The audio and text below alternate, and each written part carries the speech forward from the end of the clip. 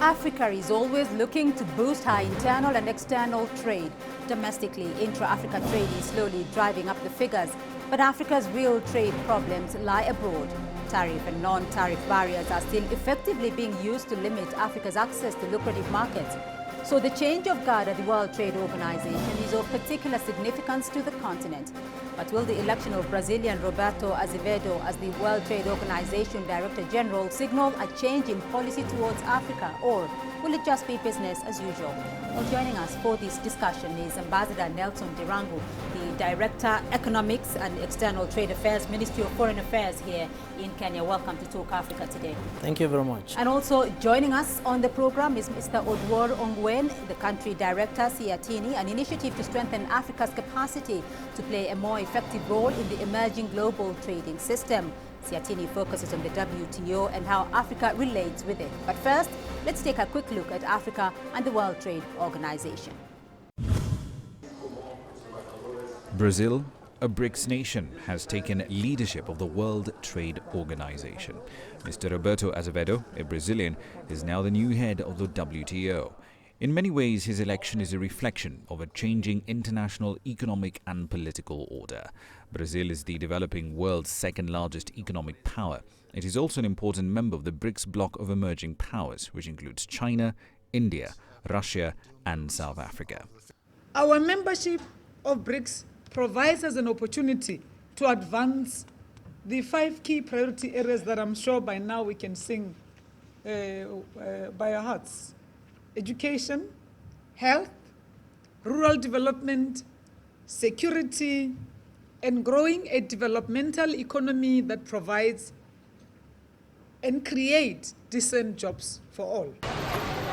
But what is the significance for Africa of this change of guard at the WTO? Can Mr. Azevedo's leadership kickstart the stalled Doha round of talks and bridge the huge trade divide between developed and developing countries? For Africa, Mr. Azevedo's election brings with it renewed hope and expectations. Mr. Azevedo carried the largest support by members in the final round and has consistently done so in each round. And he enjoyed support from members from all levels of development and from all geographic regions, and has done so throughout the process. Of particular importance to Africa is agriculture. Around 75% of the population in developing countries live in rural areas, and the vast majority of those are dependent on agriculture for their livelihood. This calls for substantial improvements in market access for African agricultural products. Only a review of existing export subsidies and other punitive, trade-distorting support to farmers in developed countries can make this possible for Africa, but there are no indications that this could be anywhere near on the horizon. In this day and age of liberalization and globalization, isn't it ironic that various tariff and non-tariff barriers like import bans, product-specific quotas and rules of origin are still being used to curtail Africa's access to lucrative markets abroad? In a move towards striking a balance in global trade, the Chinese government has promised a zero-tariff treatment for up to 97% of exports from least developed nations having diplomatic ties with China. The relevant measures to facilitate this will be in place by 2015, according to China's Foreign Affairs Ministry. However, as Africa continues to look outwards for markets, the continent must not lose sight of its own domestic potential. With a population of just over 1 billion, a bulging middle class and an explosion in recent years of natural gas and oil discoveries, the market is indeed here at home in Africa. If only goods could move around Africa much faster, if all African countries could make infrastructure development a key priority, if the continent's multiple and overlapping trade agreements could be harmonized, then Africa would look a lot less outwards for markets and trade more with itself, just in the same way Europe, North America and Asia does. So will the election of Brazil's Roberto Azevedo signal a change in policy at the World Trade Organization? First, Ambassador, it is hoped that the interests of developing countries will be taken on board this time around. How is Africa viewing this election? Well, let me start by saying that Kenya had a candidate, and we had hoped that our candidate was going to win. but unfortunately, because of the process, which initially was found to be fraudulent, our candidate was eliminated during the first round. But that did not kill the ambition of Kenya to ensuring that whoever gets into the highest seat in the WTO focuses on interests and concerns of developing countries. I think this is not the first time we are having a DG from a developing country. In 2003 to 2005, we had Superchai from Thailand. The DG is not the main player in the WTO. The WTO is a member-driven organization. It has its own set rules. And therefore, the new DG will have to act as a catalyst, because at the end of the day, the decisions will have to be made by members and not the DG. But we are hopeful he'll have a better comprehension of the problems and the issues affecting Africa today. And hopefully he'll be able to understand where Africa is coming from when Africa takes the floor at the WTO to argue its case. Let's look at the politics, though, that were at play, as you mentioned there, that you know, it was a fraudulent something happened there that eliminated the candidate, one of the candidates from Africa, though. But Roberto Azevedo was supported highly by the BRICS countries, and the Mexican candidate was supported by the European Union and the United States. How is Azevedo, though, going to balance between the needs and wants of the emerging countries and the needs and wants of the developed countries? Well, the beauty of the WTO is that the DG cannot bend, cannot lean towards those who initially supported him or her. Because the moment you assume that office, you have to be neutral. Azevedo, the ambassador of Brazil, the chief negotiator in the WTO until recently, was negotiating for Brazil. But now, from 1st of September, he has to sit in that chair and he has to be a neutral. He has to be an honest broker to the entire membership of 159 members. All right. Oduor, Brazilian President Dilma Rousseff said of the election that Azevedo was chosen with the aim of creating a more dynamic and fair world economic. Is there an expectation, though, there that there will be a shift in approach at the WTO? Yeah, given the position Brazil has always taken on major issues at WTO, we definitely do expect a shift. But as the ambassador has said, we must always bear in mind that this is a member-driven organization, and some members are more powerful than others, and therefore Africa still has to play its part. Other developing countries must put their act together. We must be able to identify what are our offensive interests, what are our defensive interests, and what we do hope is that Mr. Azevedo will not lean too much towards powerful countries, because even within developing countries, we are not equal. What issues are expected to top the agenda? Africa has not had a very smooth ride since WTO was established. And from the onset, when the first ministerial meeting was held in Singapore, Africa was confronted with issues that it thought it was not ready, given its level of development, given the capacity to be able to deal with. And since then, the African countries and other developing countries have resisted consistently some of the issues that they think they are not ready for. And therefore, for me, I do expect that as a person from developing countries, top on his agenda would be to be able to protect and build capacity of the weak, so that they are able to benefit from this multilateral system. All right. Ambassador, Africa has not had a smooth ride at the World Trade Organization. What is it that African countries would want from the WTO? I think we need to look back and see what role Africa has played in the multilateral trading system. Until in the 60s, many of our countries were colonies and therefore were not members of the original GATT 47. So they joined the GATT in the 60s.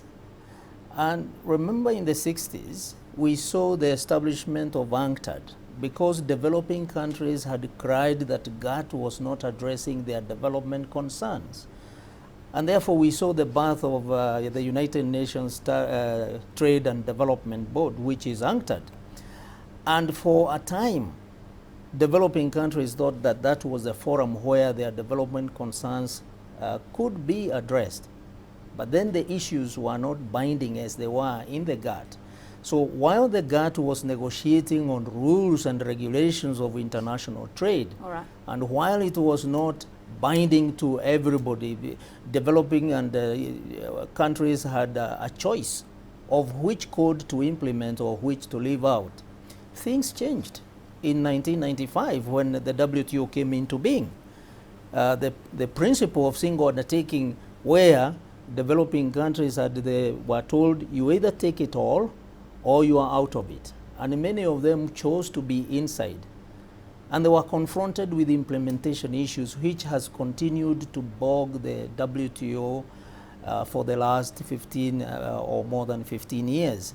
So much as the African countries or developing countries have tried as much as they can to have their issues addressed, it has not been easy, because opening those agreements to insert their concerns to be able to address their development needs has not been very easy, as we have seen through some of the provisions which sound very good but are not easy to implement because they are based on best endeavor language.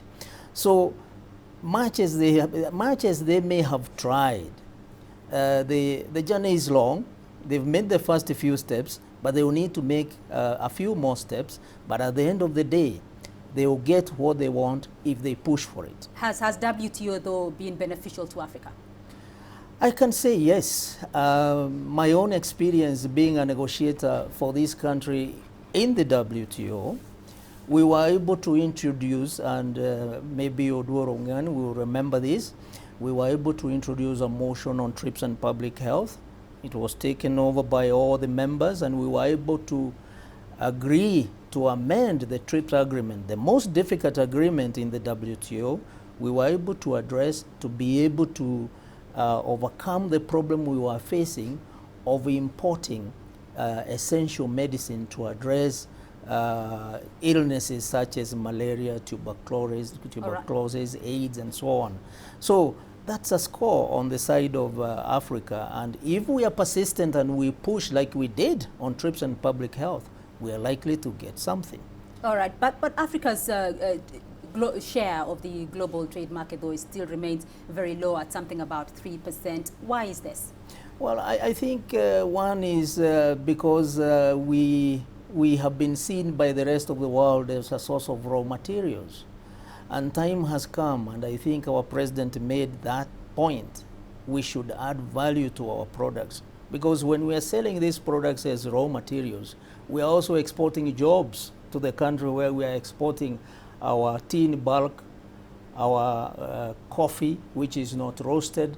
We are exporting both the raw materials and the jobs. We need to retain those jobs here by adding value and creating jobs and ensuring that our youth, our unemployed, get jobs.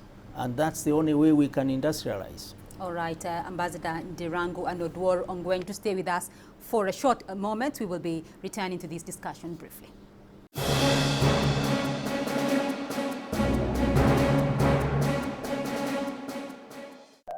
Breaking news, global trends.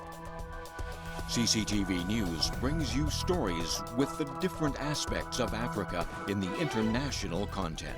With our reporters across Africa and all over the world, we'll tell you about the real Africa and how it impacts the world. Africa Live, every day, only on CCTV News.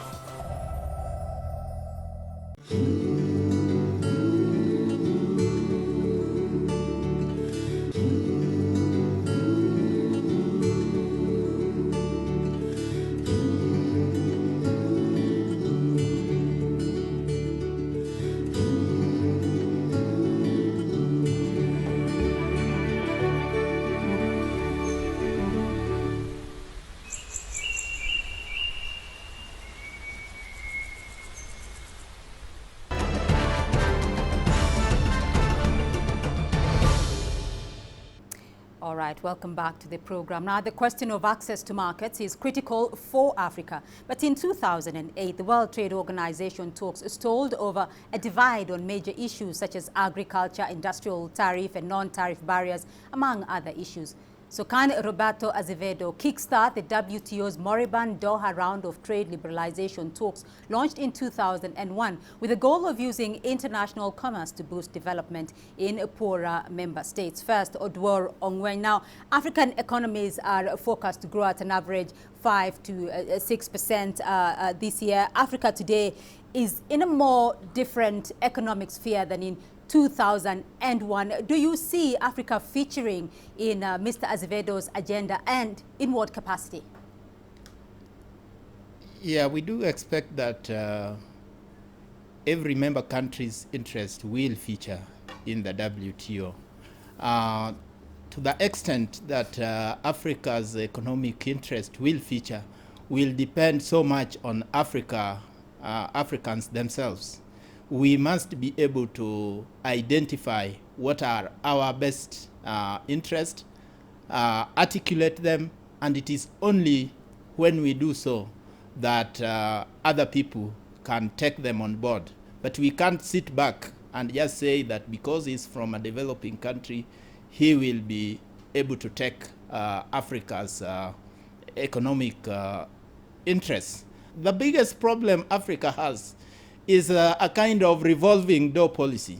You take a country like United States, you find that the trade representative stays there for a very long time, maybe 5 years and so on, and therefore is familiar with the process.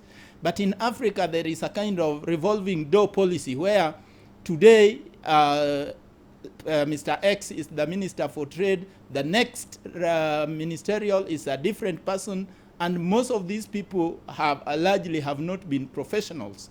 And therefore, even as the chief negotiators, when it comes to decision making, sometimes they find themselves at a loss. Thank God we have had people like Ambassador Ndirangu in Geneva who have been very consistent. But in terms of the people who make the final decision, that is trade ministers, Africa has performed not up to expectation. All right. Ambassador Ndirangu, do you agree with that assertion? Well, partly yes. I do agree the frequent changes of ministers and also officials in Geneva do affect Africa's performance in the WTO.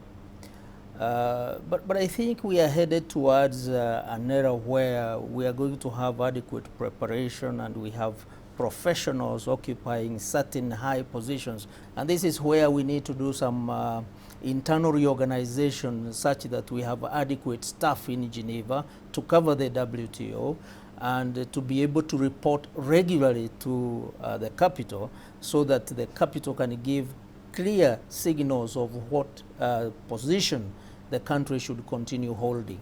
All right. Africa, though, is talking more about regional economic communities and boosting intra-Africa trade. I mean, Kenya is one of those countries pushing for greater regional trade there. Do you see that diversification, though, as a viable option to perhaps Africa looking for a larger share in the global trade? I see this as a stepping stone towards the smooth integration into the global trade, because within the region, you have members who are basically at the same level of development and are trying to nurture nascent industries. And it's through the competition within, let's say, for example, the East African community, that will help them to build those industries into to become competitive and be able to face the global competition and have a share in the global trade. So the regional integration should be encouraged because it's the first step towards integrating into the multilateral trading system. Is that viable, though, regional integration? Is that viable to boost the local economies? Indeed it is, because if you look back, for example, today 45% of our exports go into the COMESA region, including the East African community. 20 years ago, exports into the same region was almost negligible. And from there, then we can move an inch higher and get into the global market. Slowly we are getting there because we are exporting to the US through the AGOA program. The AGOA program will not be there forever. We are exporting to Europe through the preferential market access, which may come to an end after the EPAs have been signed. And we are also looking east for newer markets like Japan and China and so on. So yes, you start at the regional level, but you go global. You think locally, but you act globally. All right. Oduor, let's look at this issue of the Doha trade talks. Though, how do you see Azevedo tackling the Doha issues, which are of high relevance for African countries, particularly, you know, the issue of market access and the other issue of cotton subsidies? I think it's going to be a hard nut to crack for Mr. Azevedo or anybody else, because Doha itself is very complex. First, the proposal to have a new round was on the agenda in Seattle, and African countries and other developing countries were at the forefront in opposing the new rounds because they had serious issues of implementation of the commitments they had already had. And therefore, come Doha, they had to be persuaded to get into a new round. And that was because they were told that their development issues were going to be at the center of it. In fact, there were 7 commitments that were made by developed countries to developing countries, and that's why they went ahead and agreed that, okay, then we can negotiate.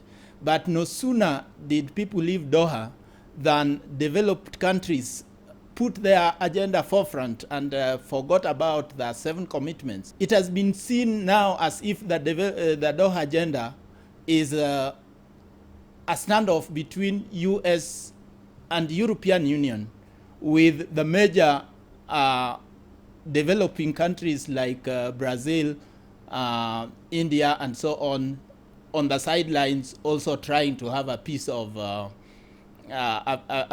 game. But for LDCs, for example, on their duty-free, quota-free access, they have very many issues. They have quite a number of issues in terms of taking the commitments, but these are not featuring anymore. Ambassador Ndirangu, I'll get your view on this, though. How sensitive is that question of market access for developing countries, for African countries, particularly now that many developed countries are in recession? Well, let me put it this way. If we go back to the Doha ministerial declaration where this round was launched, the agreement, and I think Ong'wen has alluded to that, was that the interests and the concerns of developing countries was taken at the heart of the work program.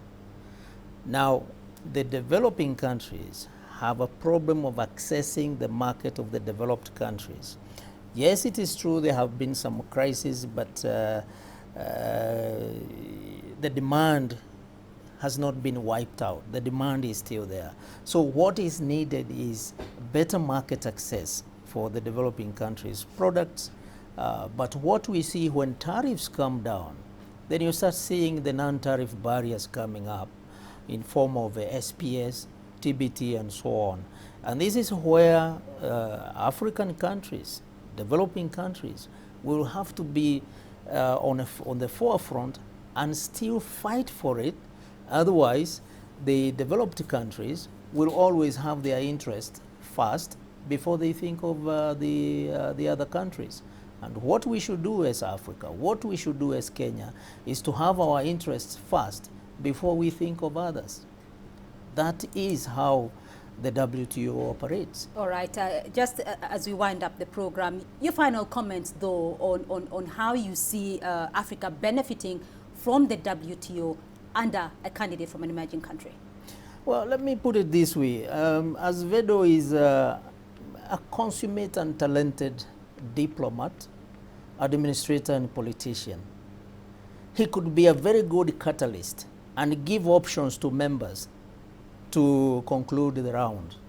Fortunately, during the last ministerial conference, members agreed that they could look at different options where they could conclude these negotiations in piecemeal, but not forgetting the overall objective is to have a package that is acceptable to all members. So he could use his diplomacy, he could use his talent to provide options and to act as a good catalyst and to make sure that the concerns, the interests of the developing countries as espoused in the ministerial declaration are respected in both letter and deed. The second one is the issue of the existing agreements. These are agreements which were concluded in the 50s, in the 60s, when many African countries were not members of the GATT and now the WTO. So they have some certain shortfalls that need to be addressed. This is one area that we expect him to raise that profile because the outgoing Director-General did not give it a high profile as we would have wanted. So if Azevedo can do that, then he will have helped Africa to make a step towards industrialization and towards increasing its participation in the global trade. All right, Oduor, finally, as you have the final winding up comments there on how you see Africa benefiting from the World Trade Organization under the new WTO Director-General. I think on this one, I just want to concur with the ambassador, but I want to return to one issue which he raised, and that is about matching our words with action. The issue of capacity in Geneva is a critical one, and all African governments are decrying this. However, in terms of practical action, nothing is being done. For example, in April 2004, the East African Community Heads of State directed that East African community should negotiate as a single bloc. The East African Legislative Assembly went ahead and passed East African Trade Negotiations Act, which was assented to by all the 5 heads of state in 2008. To date, 5 years later, nothing has been done to operationalize that. If this had been passed and we, as East Africa, went to Geneva as a single delegation, some of the capacity problems would be addressed in that we would now be able to divide duties, because the Rwandese, the Burundians, Ugandan representatives, Tanzanians and Kenyans will all be one delegation. All right, so we'll leave it there for the moment. Mr. Oduor Ong'wen, the country director of SEATINI, an initiative to strengthen Africa's capacity to play a more effective role in the emerging global trade system, joining us there from Nairobi. And also here with me in studio, Ambassador Nelson Ndirangu, the Director, Economics and External Trade Affairs at the Ministry of Foreign Affairs here in Kenya. Thank you very much for joining us here on Talk Africa. Well, thank you. We'll leave it there for now. I'm Beatrice Marshall in Nairobi. Bye-bye.